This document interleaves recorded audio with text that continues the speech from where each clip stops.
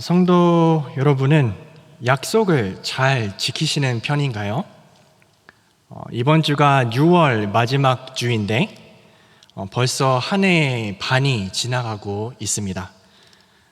연초에 스스로 다짐했던 약속들, 다짐들 기억나시나요? 잘 지키고 있으리라 믿습니다.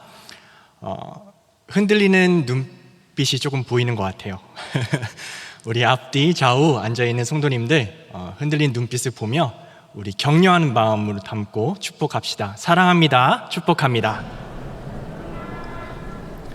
네, 하반기에는 우리가 더욱 힘을 내어 우리가 결심한 것들, 그리고 특히 주님 앞에 우리가 다짐했던 것들 힘있게 감당하실 수 있기를 소망합니다. 오늘 본문 말씀은 신명기입니다. 신명기는 하나님이 모세를 통해 이스라엘 백성에게 주신 말씀입니다. 신명기의 첫 독자는 광야 생활을 하고 있었던 이스라엘 백성이었습니다. 그들의 부모 세대는 하나님 말씀에 불순종해서 가나안 땅에 들어가지 못했습니다. 그 결과로 그들의 자녀 세대, 즉 오늘 신명기의 독자들은 광야 생활을 약 40년 동안 보내게 되는 것이죠. 그리고 이제 때가 되어 하나님은 이스라엘 백성을 다시 약속의 땅으로, 언약의 땅으로 인도하시기 위해 준비시키십니다. 언약 백성인 이스라엘이 그 가나안 땅에 들어가서 어떻게 살아가야 되는지, 하나님을 어떻게 사랑하고 이웃을 어떻게 사랑해야 되는지 신명기 말씀에 구체적으로 설명을 해 주셨습니다. 그러나 오늘 우리가 본문으로 삼고 읽은 부분은 가볍지만은 않은 것 같습니다. 왜냐하면 하나님의 경고가 담겨져 있기 때문이죠. 이스라엘 백성이 가나안 땅에 들어갔을 때 하지 말아야 될 것들이 있었는데 그 중에 한 가지에 대한 경고를 오늘 말씀은 얘기해 주고 있습니다. 이 경고에 대한 세 가지 사실을 오늘 말씀을 통해 살펴볼 텐데, 비록 이 말씀이 아주 먼 옛날 이스라엘 백성에게 주어졌던 말씀이지만 성령 하나님께서 이 시간 이 말씀 가운데 우리를 향한 하나님의 뜻을 깨닫게 해주시기를 소망합니다. 먼저 이 경고에 대한 첫 번째 사실입니다. 그 사실은 무엇이냐면 하나님은 우상을 만들고 섬기는 것에 대한 경고를 하고 계십니다. 오늘 본문 25절 말씀인데요, 함께 읽고 확인해 보도록 하겠습니다. 함께 읽겠습니다. 네가 그 땅에서 아들을 낳고 손자를 얻으며 오래 살 때에 만일 스스로 부패하여 무슨 현상의 우상이든지 조각하여 내 하나님 여호와 앞에 악을 행함으로 그의 노를 일으키면. 이스라엘 백성은 이제 가나안 땅에 들어가서 정착하고 자손도 낳고 또 손자도 볼 것이라고 얘기를 합니다. 하나님의 축복을 누리면서 오랫동안 장수하게 될 것이다 라고 얘기를 하고 있죠. 이것은 정말로 놀라운 축복입니다. 왜냐하면 그 당시에 전쟁을 치르고 땅을 정복했어야 됐을 텐데 3대가 그 땅에 아주 긴 세월 동안 장수하면서 살아가는 것은 분명히 하나님의 보호하심을 누리며 살아가는 언약 백성의 특권일 것입니다. 그러나 25절은 지금 경고하고 있어요. 만일 그들이 하나님의 은혜를 누리며 살다가 이스라엘 백성이 스스로 부패해서 우상을 조각하고 하나님 앞에서 악을 행하면 하나님께서는 노하실 것이다 라고 말씀을 얘기해 주고 있습니다. 여기서 우리가 잠깐 살펴보기를 원하는데요, 우상을 조각하는 것은 무엇을 의미하는 것일까요? 문자적으로 이것을 보면 우상을 만드는 것, 그렇죠? 조각하는 것을 의미하는 것 같습니다. 세상에 존재하는 피조물을 신격화해서 신으로 모신다는 것이죠. 또 그것을 어떠한 모양으로 만들어서 경배하고 섬기는 것을 얘기하는 것 같습니다. 오늘 본문 4장 앞부분에 보시면 하나님께서는 하늘의 해와 달, 별, 그리고 하늘의 모든 천체를 바라봤을 때 미혹되지 말고 그것을 예배하고 섬기지 말아라, 우상 숭배를 하지 말아라 라고 경고도 하고 계십니다. 10계명의 첫 번째와 그리고 두 번째 계명이 언급하는 것처럼 언약 백성인 이스라엘은 유일하신 여호와 하나님만 사랑하고 따라가야 합니다. 그러할 의무가 있었던 것이죠. 그러나 만일 그들이 우상을 만들고 다른 신을 섬긴다고 하면 그것은 언약을 저버리는 행위이고 하나님께서는 따라서 노하실 것이다. 오늘 말씀을 얘기해 주고 있는 것이죠. 그러나 우상을 조각한다는 것은 보다 더 심각한 본질적인 문제가 들어 있습니다. 왜냐하면 우상을 만드는 것은 창조주 하나님을 제한시키는 행위이기 때문입니다. 창조주 하나님을 사람이 만든 피조물, 사람이 만든 조각에 제한시켜서 하나님을 제한시키는 그러한 교만한 행위이다. 성경을 얘기해 주고 있는 것이죠. 하나님은 초월하시는 존재이시기에 피조된 그 어떤 곳으로 하나님을 나타낼 수 없습니다. 사람의 머리로 하나님을 다 이해할 수 없을 뿐더러 하나님은 영이시기에 하나님이 어떻게 생겼는지 보지도 못합니다. 그러나 신의 산 금송아지 사건처럼 인간이 조각상을 만들어서 이것이 하나님이다, 이것이 우리를 인도하시는 신이시다 라고 하는 행위는 인간의 교만에서 비롯된 것입니다. 피조물인 인간이 무한하시고 초월하시는 하나님을 사람의 생각 혹은 조각상으로 제한시키는 것, 하나님을 내 마음대로 다룰 수 있다라는 그 교만에서 비롯되었다. 우리는 정리할 수 있겠습니다. 사랑하는 성도 여러분, 여러분은 혹시 집에 우상 혹은 조각된 우상을 모시고 예배하고 계십니까? 아마 없으실 것 같습니다. 그러나 우리의 마음이라는 집은 어떠합니까? 칼빈 선생님은 죄인된 우리의 본성을 설명할 때 우리의 마음은 우상을 찍어내는 공장과 같다라고 묘사를 했습니다. 하나님을 제한시키고 하나님보다 다른 것을 사랑하는 것이 어떻게 보면 타락한 인간의 아주 지극히 자연스러운 모습이다 라고 얘기하는 것이죠. 하나님은 지금 이스라엘 백성에게 말씀하고 계십니다. 너희가 약속의 땅에 들어갈 텐데 거기서 복을 누리며 살아갈 텐데 그것이 어느 순간 은혜와 또 특권으로 다가오는 것이 아니라 당연하게 여겨지고 가볍게 여겨짐으로 스스로 부패해서 하나님을 더 이상 두려워하거나 하나님을 더 이상 경배하지 않았을 때, 하나님 외에 다른 것을 사랑했을 때 하나님은 진노하실 것이다. 성경은 얘기해 주고 있습니다. 이 경고에 대한 두 번째 사실 이제 살펴보도록 하겠습니다. 그 두 번째 사실은 우상 숭배의 끝은 비참하다라는 것입니다. 26절을 보시면 우상을 숭배한 이스라엘은 그들이 얻은 땅에서 속히 망할 것이고 오래 살지 못할 것이라고 하나님은 말씀하십니다. 이스라엘은 하나님의 말씀을 지키지 않고 언약을 저버렸기 때문에 언약 백성으로서 누릴 수 있는 그 복을 더 이상 누리지 못하게 된 것이죠. 우리 27절도 한번 살펴볼 텐데 27절을 함께 한번 읽도록 하겠습니다. 시작. 여호와께서 너희를 여러 민족 중에 흩으실 것이요 하나님께서 너희를 쫓아 보내실 그 여러 민족 중에 너희의 남은 수가 많지 못할 것이며. 하나님은 아브라함을 택하셨습니다.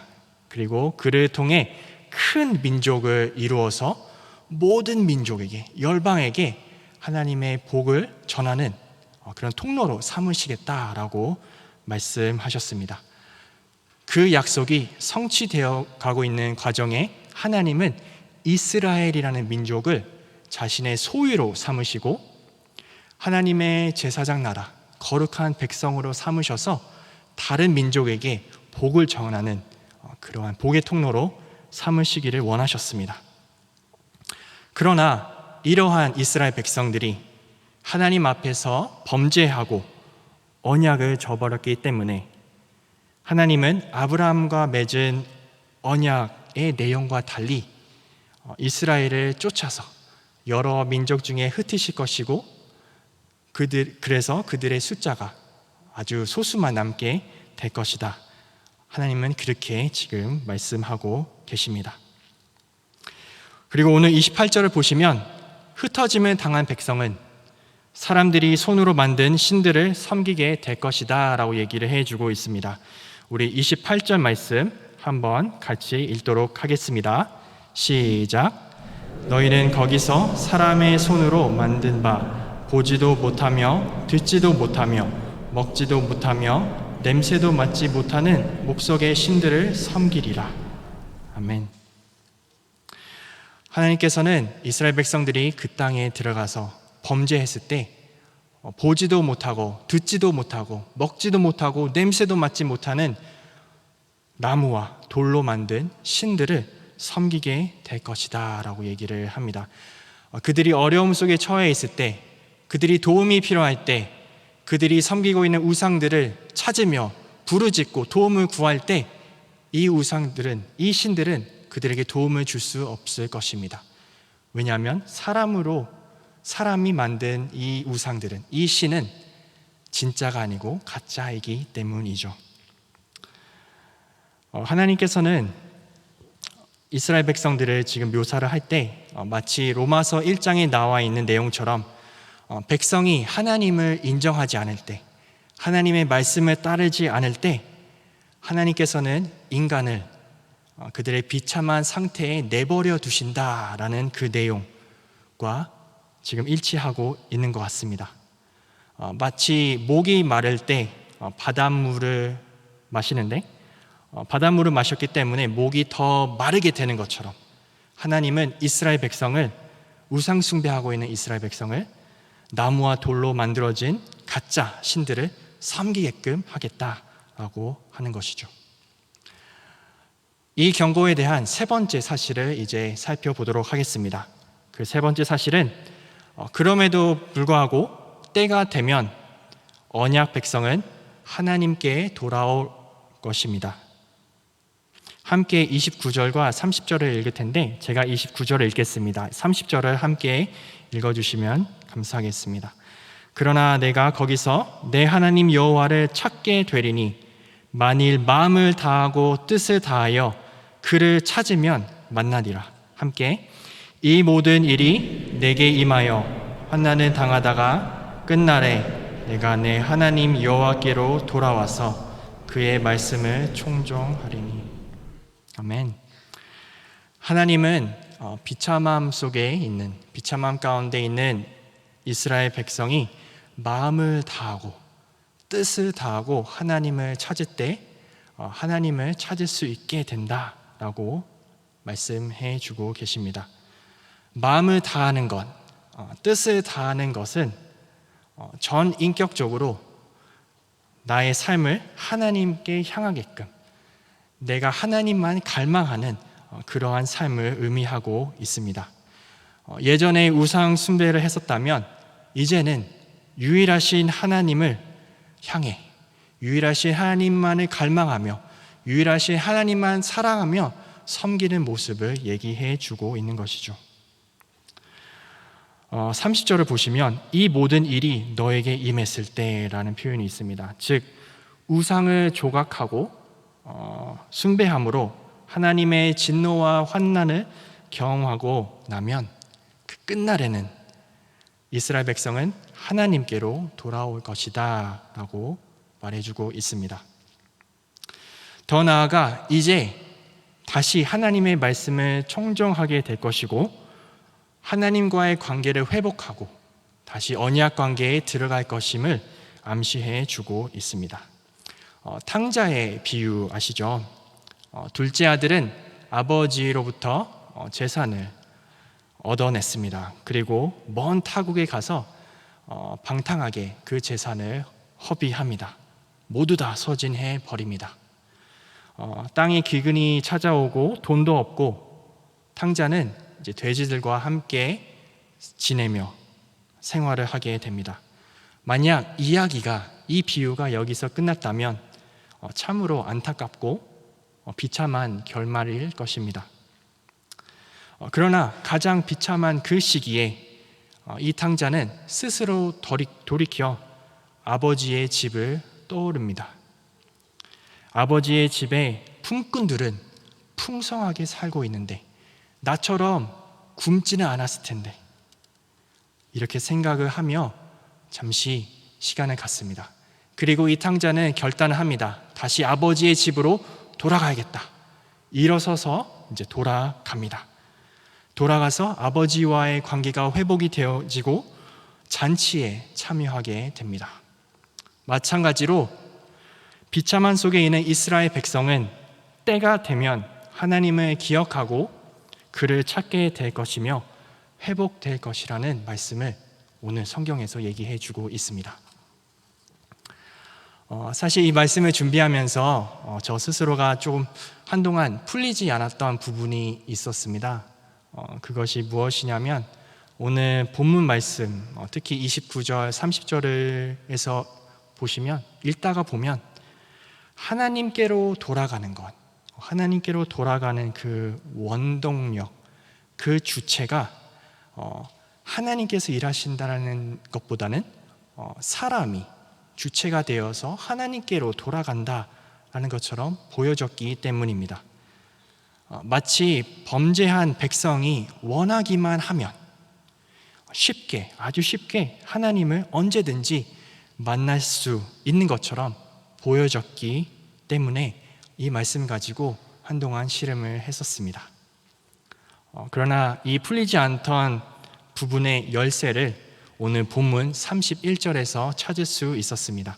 한글 성경에는 표현되어 있진 않은데 히브리어 원문과 또 많은 영어 성경 번역본을 보시면 32절은 접속사 왜냐하면으로 시작을 합니다. 앞에 나와 있는 모든 내용이 가능했던 이유는 31절에 나와 있는 문장 때문에 가능하다라고 얘기하고 있는 것이죠. 한번 같이 31절을 천천히 생각하면서 읽을 텐데, 앞에 왜냐하면이라는 접속사가 있다는 것을 머리로 생각하시고 한번 같이 읽어보겠습니다. 시작. 내 하나님 여호와는 자비하신 하나님이시라.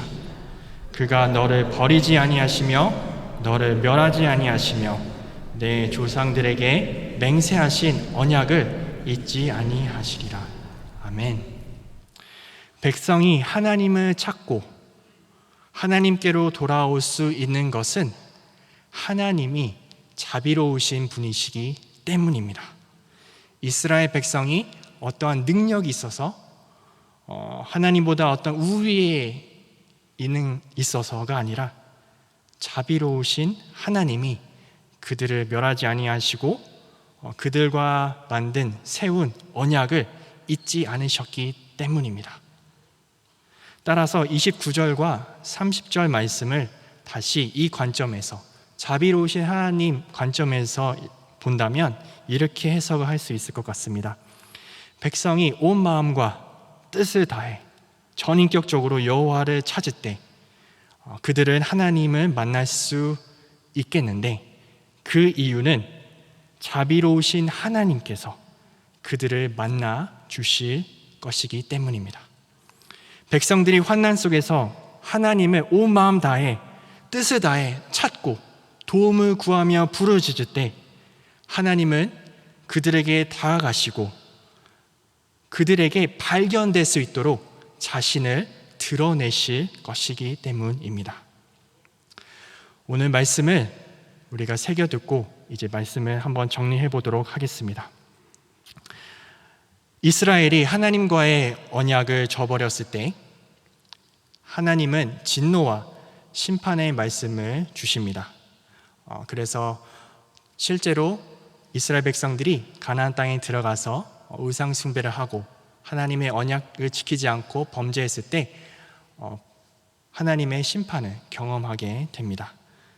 그러나 자비로우신 하나님은 그가 사랑하시는, 그가 지극히 사랑하는 백성이 자신을 찾고 돌아오기를 원하십니다. 기다리고 계십니다. 하나님의 이름으로 일컫는 백성이 악한 길에서 떠나 스스로 낮추고 기도하고 하나님의 얼굴을 찾으면 하나님은 하늘에서 듣고 그들의 죄를 사하고 그들의 땅을 고쳐주시겠다라는 약속도 하셨습니다. 그래서 이스라엘 백성들이 가나안 땅에 들어가서 실제로 범죄하고 또 하나님의 심판을 경험하게 되지만 그들이 언제든지 하나님을 찾고 하나님의 도우심을 구하며 하나님의 긍휼하심을 구했을 때 하나님은 그들에게 다가와 주시고 회복해 주시고 구원해 주신 것을 성경을 말해주고 있습니다.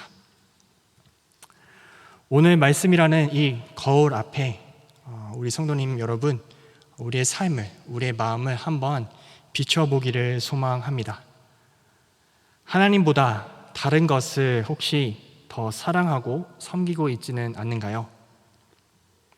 하나님의 존재와 능력을 내가 제한시키고 내가 원하는 대로 마음대로 사용하려고 하는 그러한 교만한 마음은 없지는 않은가요? 아니면 예전에 하나님을 아주 뜨겁게 열정적으로 하나님 말씀을 지키며 따라갔지만 요즘은 조금 해이해지고 세상과 타협하며 점점점 하나님으로부터 미끄러져 멀리 떨어져 가고 있지는 않는가요? 아니면 죄에 이제 너무나도 무뎌져서 더 이상 하나님께 도움을 구하고 하나님을 찾는 것이 민망하시지는 않으신가요? 오늘 말씀은 자비로우신 하나님을 소개해주고 있습니다. 하나님은 자신의 언약 백성을 사랑하시고 그들이 돌아오기를 기다리고 계십니다. 그들이 하나님을 찾을 때 하나님은 바로 맨발로 달려가서 그 아들을, 그 백성을 안으시고 다시 그 관계를 회복시켜 주실 것입니다. 하나님은 언약 백성을 사랑하십니다. 언약 백성이 하나님을 배반하고 하나님으로부터 멀리 떨어져 가고 하나님보다 다른 것을 더 사랑할지라도 하나님께서는 언약을 지키시고 사랑으로 기다리고 계신다는 것입니다. 그것을 가장 잘 나타내는 것이 우리에게 부어졌어야 될 하나님의 진노의 잔을 독생자 예수께 주셨고 예수님은 그 잔을, 진노의 잔을 받으셨습니다. 그 자비로우신 하나님 앞에 우리가 반응할 수 있기를 소망합니다. 하나님을 온 마음과 뜻을 다해 찾으실 수 있기를 소망합니다. 하나님께 부르짖을 수 있기를 소망합니다. 그래서 하나님의 놀라우신 회복을 누리는 우리 성도님 한 분 한 분 되시기를 소망합니다. 기도하겠습니다.